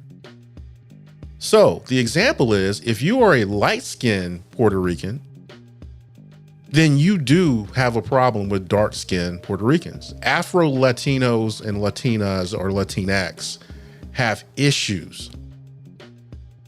So the next time someone from a foreign country, especially if they brown, start talking noise about how racist we are, I want y'all to have the knowledge to let them know that's some brown people calling the pot black. For real. Because they racist as hell. That's what's on my mind. I mean, we got that already internally. We already know that. Yeah, some people think racism is exclusive to America, which is Exactly. A lot of people that don't live in this country, or they're in the country, but they're just got here. They come to this country thinking that we have a lock on racism. no, we're a nation of immigrants. We imported our racism from the source. Exactly. From the slave ships. But I'm telling you, brown people around the world have a problem if you're darker than beige. And if you go to their countries and you immerse yourself in it, you will think you're in Alabama somewhere. They are as bad or worse. Yeah, and actually they are worse because they're pretending like that. They're pretending that they're better, and they're not. I mean, they call us gringos. I mean, of course. Gringos. Well, that's not really what I'm talking about. But I'm telling you, they have a racism problem. So there it is. All right, MoeB, what's on your mind? About to hijack the show again? Nah, man, patriotism, man. Patriotism is on my mind. I watched, for some reason, I've just been like really glued to like foreign politics and not just talking about Florida. But this Russia-Ukraine thing, man, like it just really, watching the Ukrainian people showed me what patriotism that we don't have is, because they're a democratic society. We like to call ourselves a democratic society. However, when we didn't like the result of the democratic process, we invaded our own capital. When I say we, I mean who did. They invaded the capital. And then I'm seeing coverage of Ukrainian people who are doctors and butchers, people who no part of the military, standing in front of tanks trying to protect their capital. And we got the audacity to scream out about how our democracy is a shining beacon for the rest of the world. Like, nah, man, right now, Ukraine is the beacon of patriotism right now, because like, I'm gonna let you know, I ain't standing in front of no tank for this country. Somebody try to come in here, they're like, hey, protect the capital. Nah, we got other people that can do that. I ain't standing in front of no tank. I don't think this country loved me enough for me to stand in front of the tank. But I mean, it's sad, and I'm not trying to make light of it, but like, it's really interesting to see how much love other people in other countries have for their country. And I would like to feel that same way about my country. Like I am thankful to be born in America, because we have opportunities here that I don't think I would probably get anywhere else. But I also can't pretend that, a sect of this country doesn't hate me just because I look like myself. And, Ukraine, maybe they don't have that problem because there ain't that many brown people in Ukraine. But they sure seem to love the hell out of their country, man. And I wish we could adopt some of that real life patriotism instead of the petty racist patriotism that we've adopted in this country. And that's all I got. All right. Good stuff. Good stuff. So what's on my mind today is we can send people to space. We can set up internet using satellites for different countries. Shout out to what's his name? Not Bezos, the other guy, Elon Musk. Because he set up his internet to work over Ukraine because they asked. So, shout out to that. We can build cars, we can build electric cars, we can build anything, but we can't seem to solve our homeless problem. And then the question is, do we have a homeless problem? I think there are people who are homeless. I think there's a whole bunch of them. But then there's a fair number of pretenders out there. And I've been thinking about this for a while. And I won't bore everybody with the details, but I'm driving today. There's a 4-corner street. On 3 of the corners in the middle are people asking for money. And then I look around me and I see all these help wanted signs on buildings and stuff like that. And I'm just like, okay, I've seen it where there's illegal. It is illegal to ask for money, and I was in one of those localities where it is illegal. Right? They're doing it right in front of the sign. Whatever. And so my question is, we can create things, we can build things, we can make things, yet we can't figure out a way for everybody not to be homeless. So then I go back to, I thought about something that happened to me about 10 years ago where I watched this guy who had been out, asking for money the whole day because it was doing my shift at work, 8 hours, man. And then I got off at 5. I guess he got off at 5 too, and got in his Benz and drove away. And so I just wonder, man, it's like, what has happened to our people? And I say our people very loosely, but where you can go and there's no reason to go hungry because we pay, all you gotta do is go to the right building and they will give you food stamps, or EBT as it's called now. So you should be able to eat. As far as the house stuff, can't do much about the house thing, but there are places where people stay, and I hear those are bad locations or whatever, but why can't we build little communities and stuff like that? I don't know, man. It just makes me question how many people are truly homeless and how many people are just lazy, because you're willing to stand out in the cold for 8 hours plus a day, and yeah, you'll make some money, but it's all tax free. But you don't want to go get a job that you could do something less intensive for 8 hours a day and probably bring in more money. Like, I don't know, man. It's that side of me right now where I'm just like, I don't want to see anybody homeless. However, I'm sick of these pretenders. So what do you do? And that's where I'm at. I don't know what to do. You gotta get past your own cynicism.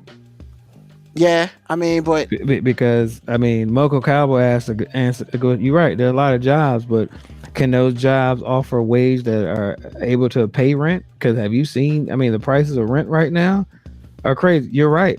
A lot of people can go and get benefits, but you can't if you are not technically a legal citizen, or if you are running away from something.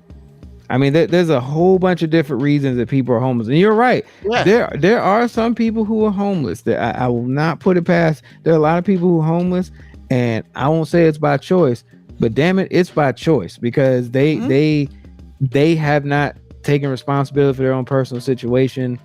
But I don't walk around feeling like the majority of the people who are homeless are pretending.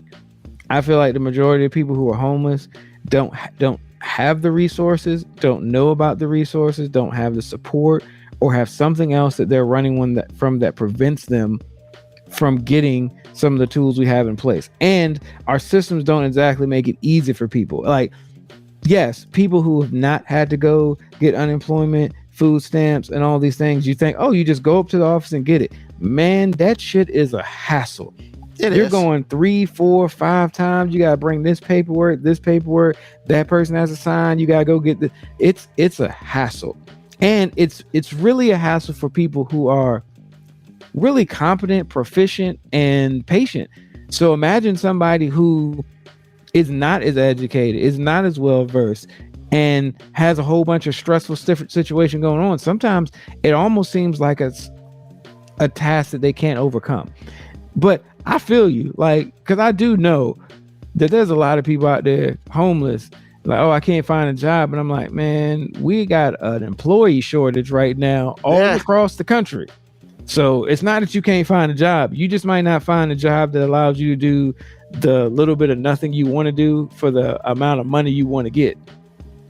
And the thing about it is just, you write Melanie Fun Size. I don't know people's situations, but so are we to give money to everybody, or we give money to nobody, or I pick and choose, or whatever?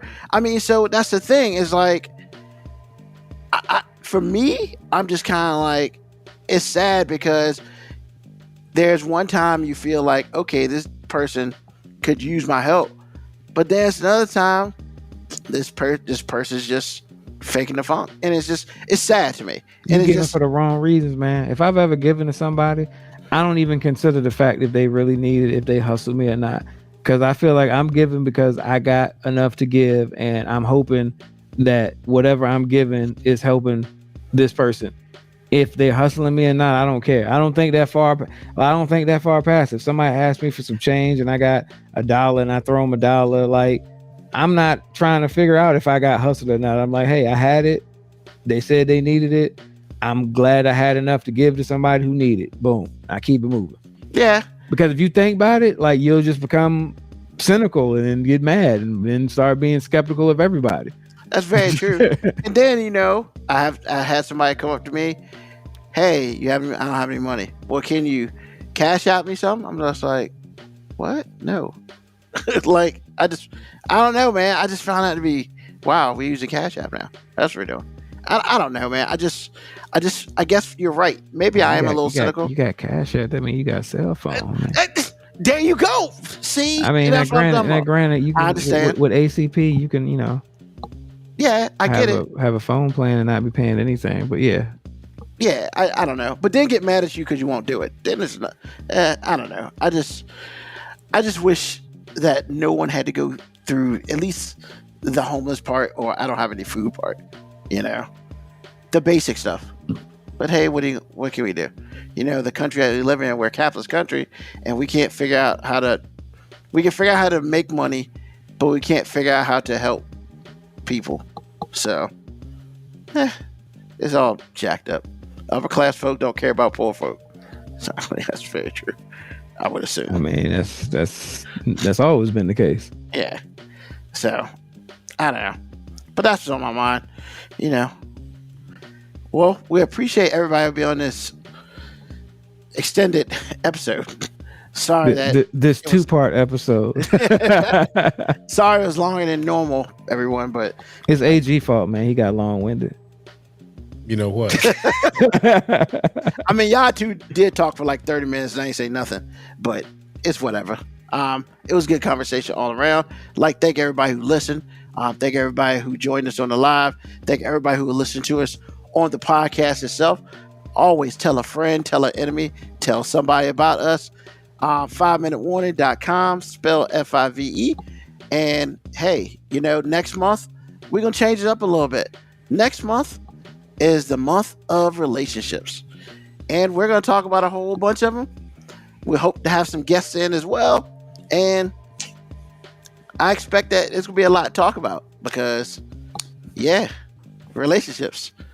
Open that Pandora's box. But if somebody's going to do it, we're going to do it. So, Dre from VA. I mean, sure, whatever. But hey, thank you everybody listening to this podcast. Thank you everybody listening to the live show. Thank you to AG. Thank you to MoeB. Hey, you know what? We did it again. We're going to do it again next Sunday at 9:00 p.m. Thank you. Hair grease. Peace.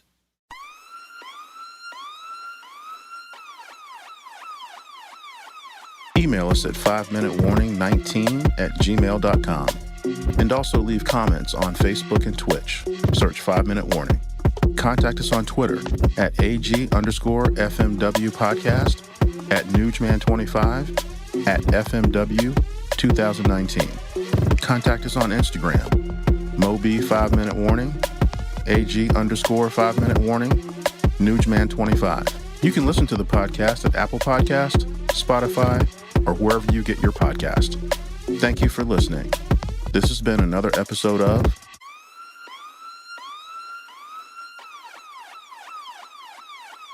The 5 Minute Warning. Well, he called himself fat, and I'm just like, you're not fat. Because I am. Don't nobody call me skinny. Because you ain't skinny, but you ain't fat. Okay. You ain't Tico in college fat. I mean, that's true, but just because I'm not as big as I once was doesn't mean I'm not still big. I mean, you what, 260? But you're like Something 6'3". It's not horrible. When you're I didn't say I was morbidly obese. I just said I was when you're fat. 321 and you're 5'7", that's kind of a problem. I didn't call myself Fat Albert or nothing. I was just like, I'm fat. But you not though. It offends fat people. I mean, if you see a dude like me with their shirt off at the beach, you'd be like, dude, that fat dude needs to put his shirt back on. I mean, that's pretty much the marker for you fat or not. AG, am I correct? Yeah, it's in varying degrees, but yes. yeah, In but the let's end, be yes. real here. Yes. I mean, if you had to choose between seeing you without a shirt on and me See, without a shirt now on, you're making it multiple choice, and being fat isn't a multiple choice thing. You either is or you isn't. I don't know, man, because I don't think you're Is fat. you is or is you ain't a fat bastard. I mean, see, exactly, fat. I'm a fat bastard, and I'm okay with that. Man, we all To a are point. to varying degrees, but you're Nah, splitting man. hairs when you Exactly. do that. We're What? splitting hairs. It's like either you're fat or you're not. That's all I'm saying. Yeah, but you're not fat, Tico. Okay. He's not Show- as fat as we are, but Okay, hold on, hold what on. he's Show saying your is- belly, Tico. Oh Show your my belly. God, dude. I got on an Under Armour shirt. Show your belly. I'm not about to stand up Because and you show ain't my got stomach. one. You I know, do I have could be a watching stomach. the Duke game right No, now. you got what a are you stomach. doing? You got a stomach, but you ain't got no belly. Oh my God. Whatever. When you fat, you got a belly. I'm Man, so glad. you're basically the dark skinned dude calling the light skinned people not black because they ain't as black as you. You ain't all the way black. I guess that's fair. That's a fair. No fair truer comparison. words have been spoken. I mean, This you're is right, going man. on the end of the next week's podcast, by the way. I mean, you know.